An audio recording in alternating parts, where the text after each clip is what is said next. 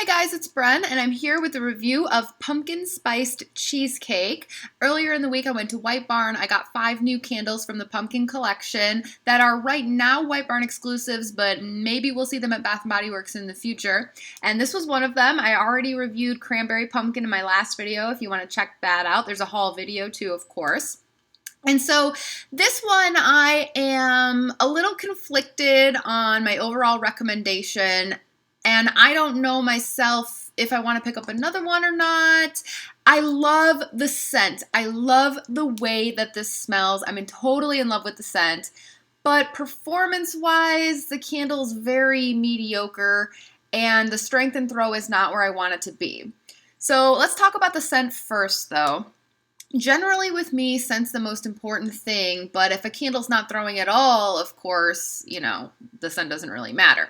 But this says that it's supposed to be velvety cheesecake, spiced pumpkin, fresh cream, and a golden crust.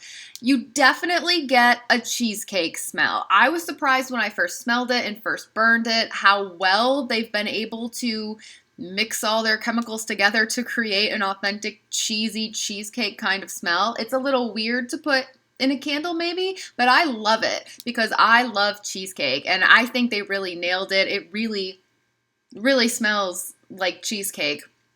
Now, I will say some people out there I've been hearing don't like it because to them it smells kind of like sour milk. And I can understand that, even though I like it. If you think about it, cream cheese kind of smells like sour milk. So my brain smells cheesecake. But just fair warning, I know some people don't like this candle, so I really do though. And I think you get the cheesecake, you also get a graham cracker crust. It's different than like a regular pie crust scent. Tastes or smells more, see, I want to eat it. Smells more like the graham cracker crust. And then maybe just a little bit of warmth that maybe like a little bit of carameliness. Now, I don't like a lot of caramel, but it's just kind of a little bit there. And then it's not really spicy. There's potentially a little bit of spice in there, pumpkin spice type of mix, but it's not super spicy. It probably could be spicier.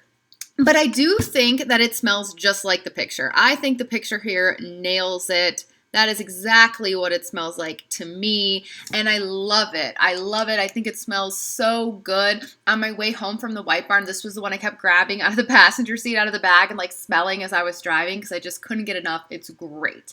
And it does smell very similar to how it smells cold when it's burning. To me, it didn't really lose anything, but it wasn't as strong as I thought it should be. And it wasn't burning as well as I thought it should be either. So I lit it, and right from the beginning, it had a hard time pulling out. It took a really long time because the flames were pretty low. So it was looking like it was going to have puny wick syndrome right from the beginning, which even the candles that end up with really bad puny wick syndrome usually start off okay. So I was worried. And then it kind of self-corrected a little bit on second and third burn. And it got to where it was pooling out, but it still doesn't have really high flames or a really deep wax pool. In my last video, I showed a photo where I compared it to cranberry pumpkin and had lit these two candles at the exact same time, and yet you can see that the spiced pumpkin cheesecake didn't pool down as far, and also the flames here look okay, but they're not as high as cranberry pumpkin. So I haven't had to trim these wicks at all. They kind of just look like that, and it looks like a precursor of puny wick syndrome to me. This is usually when they start to struggle. I really hope they don't because I love the candle, but I have noticed the correlation. Some people don't mind the small flames as long as the candle pulls out because they say then the candle lasts longer. But to me, there seems to be a correlation between the candles that burn higher faster and have really high flames, like the one I have going back there, throw really well and are really strong, and the candles that have the tiny little blue flames, even if they're pulling out, yeah, it makes the candle last longer, but I don't think you get as much strength and throw from it. Bangkok, for example, that I reviewed, started off with high flames and a great throw, but by the end it was puny flames and also barely any throw.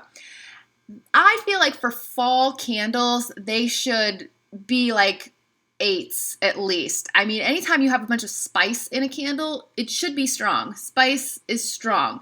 And so this one, I'm going to give it like a 5, which is really disappointing, like for a fall candle, and overall not the greatest. I wish it wasn't so, because I do love the way it smells, and I love it when I have it burning and I go like this. It smells so, so, so good. Like I said, I want to eat it. But I had this on my desk right here, and it was going and burning, and I had cranberry pumpkin right there, and I could smell the cranberry pumpkin over here more than this. And then I blew the cranberry pumpkin out, and I've had this going solo too, definitely.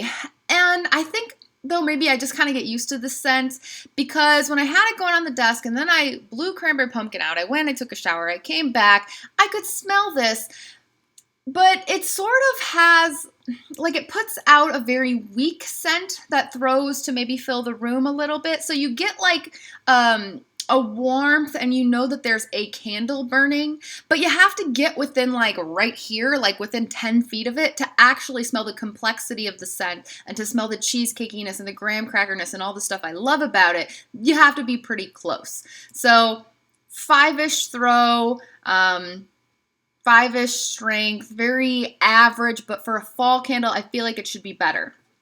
I still, overall, am going to recommend this candle just because I love the way that it smells so much. But think about it, think about if you would like a candle that smells like cheesecake, or if that might be kind of like too sour for you, like it is for some people. If you think you would like a candle that smells like this picture, then I would say it's worth trying to find one, hunt one up maybe on eBay or Instagram, or make a trip to a White Barn store, or possibly this will come to Bath & Body Works. I hope that it does, so you can all try it, nationwide, even if you don't have a White Barn by you. But if you do have a White Barn, I would say pick one up. Look for one with the tallest, fattest wicks that you can in the store. If there's any difference or variation at all, that might help you out. I'm hoping that I just got a dud. I think I'm going to get one more.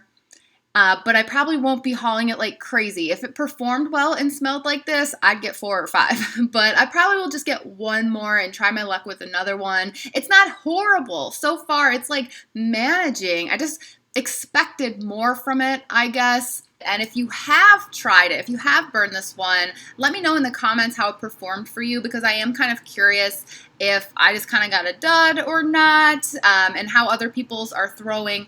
I know I did just watch Norma's review of this candle, and she said hers also wasn't super strong or throwing really well, so maybe I unfortunately didn't just get a dud and it just isn't that strong. But I love the scent. So I'll conclude with that. I'll be back with more reviews, so stay tuned, and I'll see you later.